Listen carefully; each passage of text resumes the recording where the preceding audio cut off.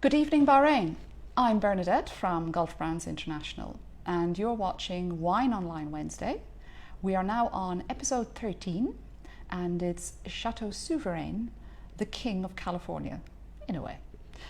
So, just one winery tonight, and coming from the north coast of California.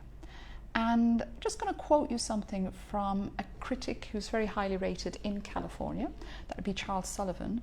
And he said, if you want to consider the historical background of the premium wine boom in the 60s, you must consider Lee Stewart and Chateau Souverain. Okay, what a statement. So what is so special about this winery? Well, let's have a look at how it came to be. Lee Stewart, well, his full name was Leyland Stewart, but he was a pretty laid-back guy, Californian mother and a Scottish father, so that's where Stewart came from. He dumped Leyland and he just became Lee Stewart. He was working in San Francisco in 1943 as a sales executive, was thoroughly bored, thoroughly fed up, quit everything, left his job, went up into the Napa Valley and bought 30 hectares of vines and a winery on a mountain in Napa. I mean, what a way to start your business. The following year, 1944, was the first vintage. They actually produced wine that year. And thus, Chateau Souverain came into being. So where did the name come from? Well, it's rather a nice little story, and they've made the most of it on their label of the wine. So the name Chateau Souverain, his daughter came up with it, joking around as a play on the French sovereign. So it came up as Souverain. So if you look at the logo on the label, it's like a coat of arms, this very formal design. And there's 4 elements on the coat of arms. The top one there is a crown, which refers to the origin of the sovereign name. Then over here we've got a bear, which shows that the heart of the ethos is California. This is the Californian grizzly bear there, lumbering across the label. At the bottom, we've got a little crest with 1944, the first vintage year. And over here, we've got a grape leaf and a vine leaf. And this shows their commitment to their ethos is the grape comes first. They must have the best quality fruit to make the best quality wine. So a very pure way of thinking. So that's where that came from. So first vintage was 1944. He continued developing, growing, but very significant landmark was in 1958. A winemaker called Mike Grigich joined him, who was in the early days of his winemaking career, well, still established at the time. This man worked with them for many years, but he went through working through a few more wineries in California, and quickly became known as the King of Chardonnay. He was the absolute specialist of Chardonnay, reaching an amazing part of his career. In 1976, there was the famous Judgment of Paris. And this is when the old world and the new world clash with each other to see who can produce the best wines. Quite often the French would say, but we are the best. And the Americans would say, no, we've caught up with you and we've passed you out. In 1976, he got top results for his Chardonnay. So the man is a Chardonnay genius. So he was making these wines, and it continued on through the 60s. The winery won about 93 medals in the California State Fair, which was an amazing achievement at the time. And this is when he became one of the best premium wine producers in California. Then later on, he moved the winery over to Sonoma, from his mountain in Napa, moved to a bigger winery, and that was in 1973. So part of the cachet around him about what was so special, he was among the first to have introduced the Petit Syrah grape into California, where it now is one of the backbone grapes of red wine making. And he was also one of first of 2 winemakers to introduce oak to Chardonnay. Prior to him getting into Chardonnay with Mike Grigich, it was always, you can't possibly put oak with Chardonnay. And that's where this the Californian style of oak Chardonnay originated from. So it has quite significant effect on Californian winemaking. So we've got three wines. We've got the Sauvignon Blanc, we've got a Chardonnay, and we've got a Cabernet. Now, interestingly, in California, if you put the varietal on the label, if you put Cabernet Sauvignon, you must have 75% Cabernet. You're allowed to mix in some other grapes to fill up your wine. In this case, they are 100% purely single varietal, and that is an absolute passion in the winery. So let's have a little look at Sauvignon Blanc. So I have a look here. Beautifully clean, clear, lovely glowing edges. Let's have a little nose. Oh, grapefruit, nice fresh grapefruit, and there's a lovely floral note coming through here, and I think this is white flowers, just when they're blossoming, and it's like a fresh blossom, and it's honeysuckle, I think, coming through on the nose. Yeah, let's see what it tastes.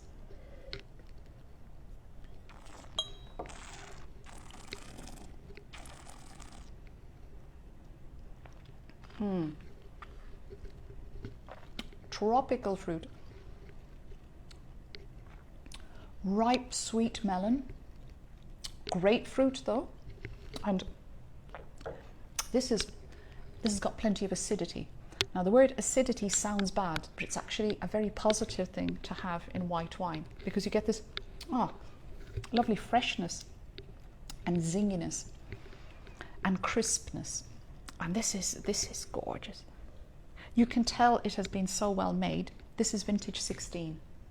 So this would have been released for drinking, probably 18. It's as fresh as the day it went into the bottle. Now, I'm also getting lime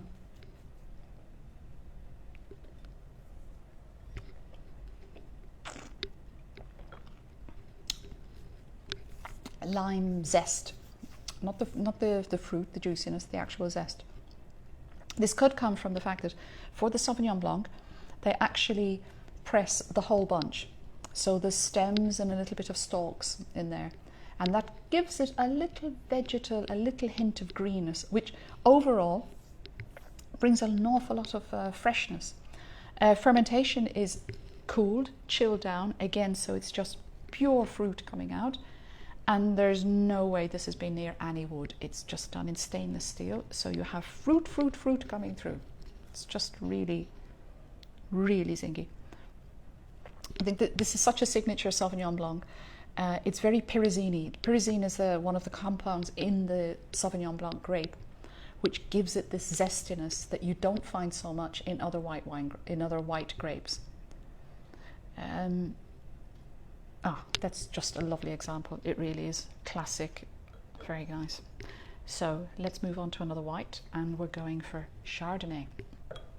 So Chardonnay is practically the national grape of California, and everyone loves in California now. It's typical to have very full-bodied oaky wines. So let's see what's been going on with this one. As I said, 100% Chardonnay, in a similar way to the Sauvignon Blanc. And it also works for all the wines.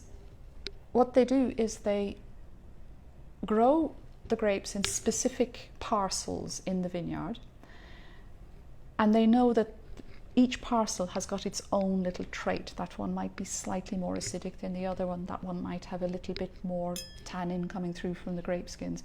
So they harvest each wine separately, bring it to the winery, and then vinify each one separately. And this is one of the reasons as well why they had to do a new winery in 2003, because they just needed the extra capacity to do this separate vinification. That way, they're able to then blend the perfect Sauvignon Blanc, because they take elements from the different little parcels. A lot more labour intensive, but as you can see, the result is just stunning. It's just so nice. So, our Chardonnay, let's have a look. Oh, deep golden colour. If you look at the two side by side, oh yes, that's just lovely. Kind of like a honey gold. It's like a sunset gold. Let's see how it is on the nose.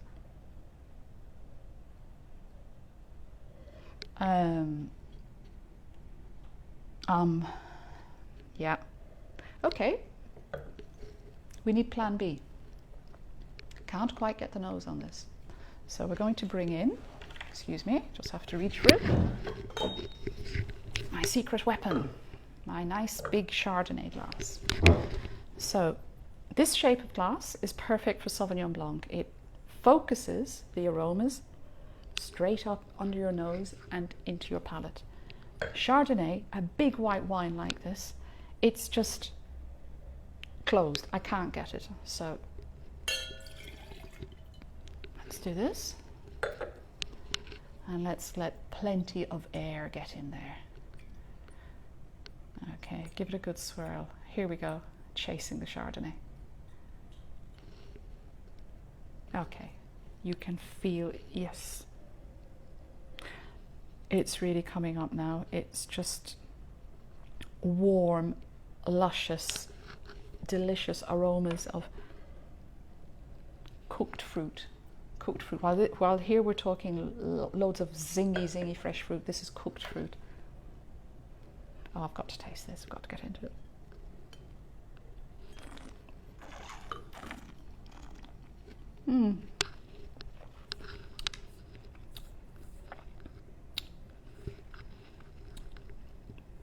Poached pears with a bit of caramel.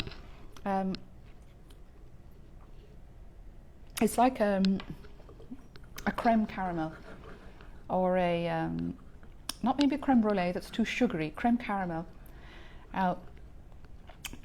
Again, this wine has been vinified in the little parcels. Very gentle press, and most of it goes into steel, but some of it has gone into oak. Now, it's done in a standard size barrel, but the aging in the barrel, it's only done for about 3 months, not too much, and it's done on the lees, as it's called. So as the yeasts are activated in the wine, as it's fermenting, there are these little particles. So every week they do hand stirring of the barrels. So they're turning the wine around in the barrel so that these lees are circulating them in the wine. And this then comes with, it gives a little bit of texture, a little bit of depth, and there is a secondary fermentation called malolactic, which gives you a hint of creaminess.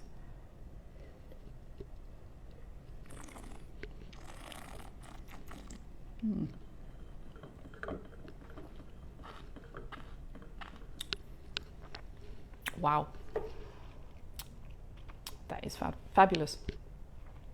What's even more fabulous, this is vintage 2014, and again, it's mouth-filling, full-bodied, but the freshness of the fruit is there. It's just dancing in the glass. It's quite an experience because it's definitely, you can tell it's oaked. It's got these little delicate hints of spices of vanilla, but the mouthfeel is big but not overpowering. It's a refreshing oaked Chardonnay. That's a contradiction in itself. Beautiful, very, very nice wine. Definitely it needs the biggest glass that you've got, goldfish bowl style. So let's move on to the red. And as usual, Cabernet is the big grape in California. Everyone loves Cabernet. So let's see where we are here. Again, it comes in parcels, all separately considered, weighed up. What are we going to do with these? Look at the colour. Lovely. Inky, almost becoming opaque. Hint of pink around the edges. Oh, blackberries, cherries, signature Cabernet straight up, but very fruity coming through. Okay, let's go for the palate.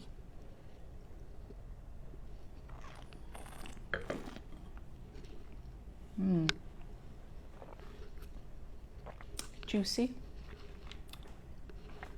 big cherry flavours, little hints of spice. The tannins are there.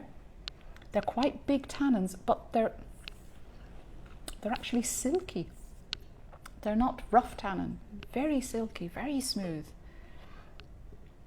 So the lovely deep colour and the concentration of Cabernet flavours comes from, as the grapes are fermenting, they stay for up to 2 weeks with the skin and the juice in contact with each other. So that really helps to intensify the flavours. Another thing to consider is that for both these wines, the oak aging is done in French wine barrels. So there's French oak and American oak. The difference between them is that the French gives you a bit of a spicy note, but a very silky feel, while American oak gives you more of that vanilla taste and a bit of a creaminess. Now in the case of the Chardonnay, it's definitely picking up a lovely creamy flavour, but I think that's due to the malolactic fermentation and the fact that the quality of the fruit is so good. It really, really stands out. So these wines are beautiful for sipping by themselves, but they're also big food-friendly wines as well. They're really big. So I could imagine any kind of seafood will go with your Sauvignon Blanc. And I think this could be one for the vegetarians. Lots of roast veggies would be lovely with this, or nice salads. Yeah, that would go very well. Our big oak. Now that would be lovely with salmon, a fatty fish that would go really well with this. Maybe pasta with a rich sauce, and some soft cheeses. Yeah, fresh soft cheeses. Speaking of cheese, this Cabernet would love cheese. Italian hard cheeses, lots of Parmesan and Gouda, Mechengo from Spain. Oh yeah, that would work really well.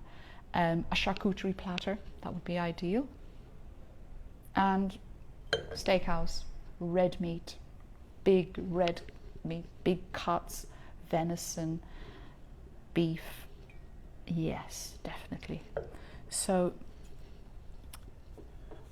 beautiful, beautiful classic wine. You can see that the style, as originated by Mike Grinch at the winery, has carried through to the winemaker today, Ken, and Ed Killian, and you can see he's rather proud of what he does because his name is on every bottle. He's been making wine with them now for well over 25 years and has really got their mission. The winery mission is to make every wine better than the last. What can I say? They're going gangbusters on this. It's beautiful. So I think this is really typical Californian, and what could you look at but movies based in California? And I think the Sauvignon Blanc reminds me of La La Land, that capricious movie with Ryan Gosling and Emma Stone singing and dancing their way around California. It's light, it's fun, it's fresh. There we go, that's great. This one, the more you get into it, it develops more. Oh, there's even more vanilla coming through now. Hitchcock's Vertigo. Watch the movie, see all the to's and fro's going on. Enjoy a glass of Chardonnay with it. And this one, it's big. It's big, and then there's bigger coming in more. This has got to be Chasing Mavericks. Great movie with Gerard Butler. Surfing on the coast in California. Ah, way to go. So I'll leave you with the king. I think the crown is definitely worthy tonight of this Chateau Souverain and California. Thank you.